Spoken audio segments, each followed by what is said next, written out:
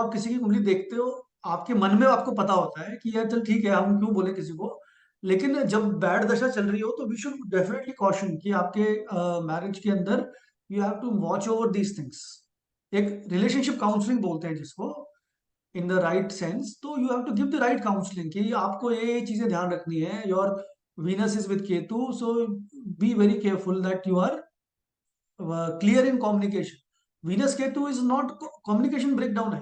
Ketu does not communicate, Ketu is headless. Ketu की head नहीं होता, उसमें कम्युनिकेशन पावर नहीं होती केतु में। तो कम्युनिकेटिव प्रॉब्लम्स आएंगी आपको। आप जब तक कि लिख लिख के बोल बोल के नहीं, चिल्ला चिल्ला के नहीं बताओगे, जब तक वो सामने वाले को समझ में नहीं आएगी। तो ये रिलेशनशिप काउंसलिंग है उस केस में, कि आपकी लाइफ चार्ट किस तरीके से दिखा।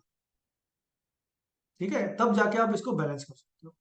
नहीं तो फिर बैलेंस कैसे करेंगे हम चार्ट को? फिर तो सेवंथ हाउस में बैठे प्लैनेट्स के पास कोई ऑप्शन ही नहीं है अपनी एनर्जी को कहीं डाइवर्ट करने का। वो तो फिर उसी हाउस में ही प्ले करेंगे जिस हाउस से वो परेशान करेंगे आप। So this can prevent him from having a second marriage, her or him.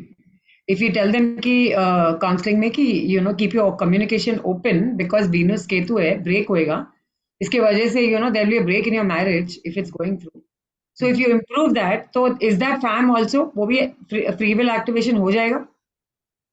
देखो, हो जाएगा, लेकिन ये आपको फिर daily day to day life के अंदर बड़ा क्लियरली रिफ्लेक्ट करना पड़ेगा, मैनिफेस्ट होना चाहिए सामने। हम्म।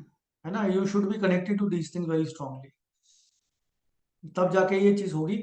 और जैसे मैंने आपको बताया कि कुछ चीजें तो नहीं बदलती लाइफ के अंदर, कुछ कर्मास जो हैं आपके, पास्ट लाइफ कर्मास, वो नहीं बदलते। उस केस में आपको फिर रेमेडीज और भी करनी पड़ेंगी, like donations and mantras and all those things.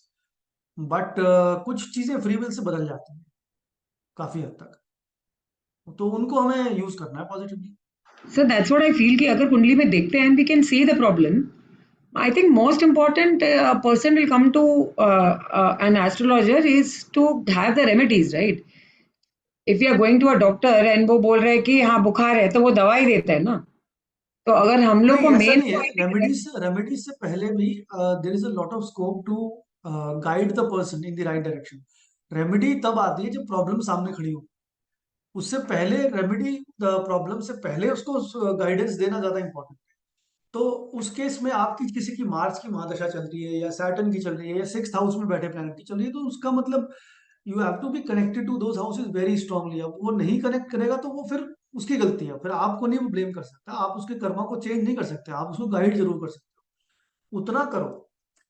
अगर वो नहीं चेंज होता, जैसे सिक्स्थ में प्लैनेट बैठा हुआ है, अब जो जिसका प्रोफेशन सिक्स्थ हाउस से कनेक्टेड है, जैसे सैटर्न की दशा देख रहे थे हम उसमें, अगर वो खुद ही लॉयर है, तो वो sixth Lord will not impact negatively in that case. Eighth house में बैठा प्लैनेट है, अगर खुद ही साइंटिस्ट है, या खुद ही एस्ट्रोलॉजर है, या स्पिरिचुअल ऑकल्ट साइंटिस्ट है, या जो भी कह लो आप, उस केस में भी वो एट्थ हाउस वाला प्लैनेट नेगेटिवली नहीं असर करेगा, क्योंकि वो कॉम्बिनेशन फलित हो गया है ना ऑलरेडी। जो कॉम्बिनेशन फलित हो जाते हैं, वो बैड कर्मास कहीं ना कहीं निकल जाते हैं। बार बार थोड़ी ना आएंगे बैड कर्मास, एक बार खत्म हो गए तो हो गए।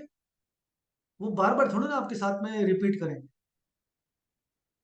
राइट। जैसे मून डेबिलिटेशन में है, तो हम ये क्या बोलते हैं किसी की लाइफ में, कि भाई मदर जो है, उनको हेल्थ प्रॉब्लम्स होती है, और mother undergoes severe health problems, और you are not able to have good emotional connection with mother. But this is one combination.